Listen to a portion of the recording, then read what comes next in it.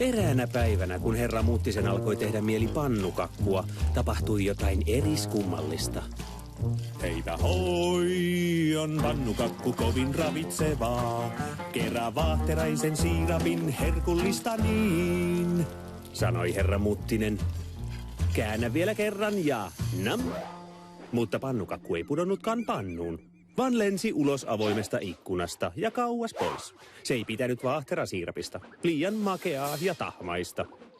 Herra Muttinen ajatteli vesikielellä saavansa pannukakkua vaahterasiirapilla, mutta ei viitsinyt tehdä uutta, joten hän juoksi pannukakun perään. Kun lehmä näki ohiliitelevän pannukakun, se pelästyi niin, että maito viljelijä Viitasen ämpärissä juoksettui. heipä hoi, on pannukakku kovin ravitsevaa. Kerää juustoviivaleen herkullista niin. Uusi viljelijä Viitanen otti juustokimpaleensa ja juoksi pannukakun sekä herra Muttisen perään. Rouva Minttu oli laittanut jälleen vahingossa makkaransa pesukoneeseen. Kun pannukakku liiteli ohi, hän otti makkarat ja pyykit narulta ja heitti ne koriinsa. Heipä hoi, on pannukakku kovin ravitsevaa. Kerää hyvän makkaran, herkullista niin, sanoi rouva Minttu ja juoksi pannukakun herra Muttisen ja viljelijä Viitasen perään.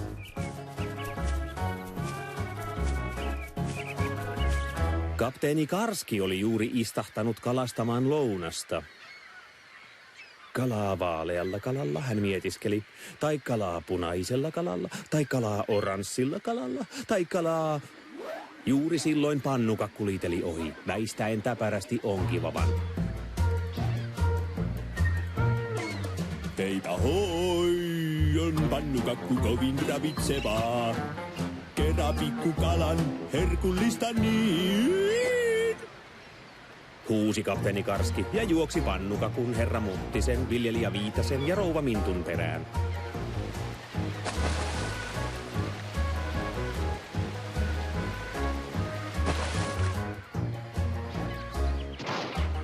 Lounastauollaan tuhma herra Kesälä oli juuri varastamassa omenaa naapurinsa puusta, kun pannukakku liiteli ohi.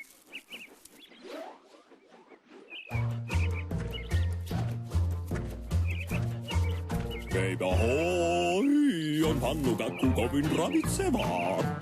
Kerää kypsän ompun, herkullista niin, Raallatteli herra Kesälä ja juoksi pannukakun herra Muttisen, viljelijä Viitasen, rouva Mintun ja kapteeni Karskin perään.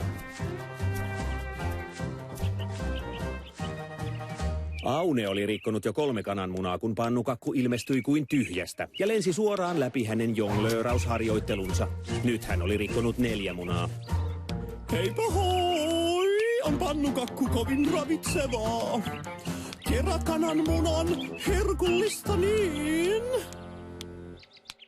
Hän huusi, otti munat ja juoksi pannukakun herra Muttisen, viljelijä Viitasen, rouva Mintun, kapteeni Karskin ja herra Kesälän perään.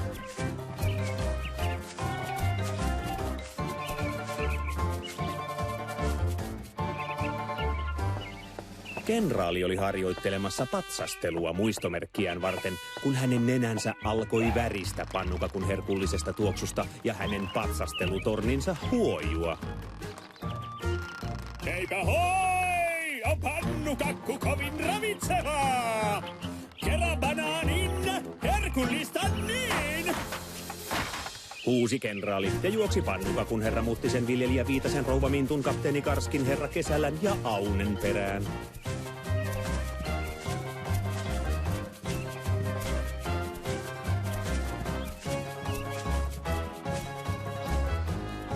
Lopulta pannukakku väsähti tuohon hulluun kilpajuoksuun ja lennähti lepäämään puhelinlangalle. Ja se sopi hyvin myös herra Muttiselle, viljelijä Viitaselle, rouva Mintulle, kapteeni Karskille, herra Kesälälle, Aunelle ja kenraalille, jotka olivat lopen uupuneita. Aivan yhtäkkiä pieni iloinen tyttö tanssahteli ohi tyhjä lautanen kädessään. Tyhjä lautanen oli pannukakulle paljon houkuttelevampi paikka kuin ohut puhelinlanka, joten se hyppäsi langalta ja asettui mukavasti lautaselle. Vain harva pannukakku voi vastustaa niin monta herkullista lisäkettä, joten viimein pannukakku luovutti ja antoi herra Muttisen, viljelijä Viitasen, rouva Mintun, kapteeni Karskin, herra Kesälän, Aunen ja kenraalin pinota kaikki herkkunsa päällensä. Yhdessä he ahmivat ja herkuttelivat, kunnes jäljellä oli enää pieni suupala. Kaikki olivat niin kylläisiä, etteivät voineet enää niellä palaakaan. Kaikki, paitsi herra Muttinen, joka tonki essuaan ja nosti esiin ison vaahterasiirappipullon. Täyteläisen tahmea ja kultainen siirappi valui makeana viimeisen pannukakkupalan päälle. Herra Muttinen ei ollut koskaan aiemmin maistanut yhtä herkullista pannukakkua.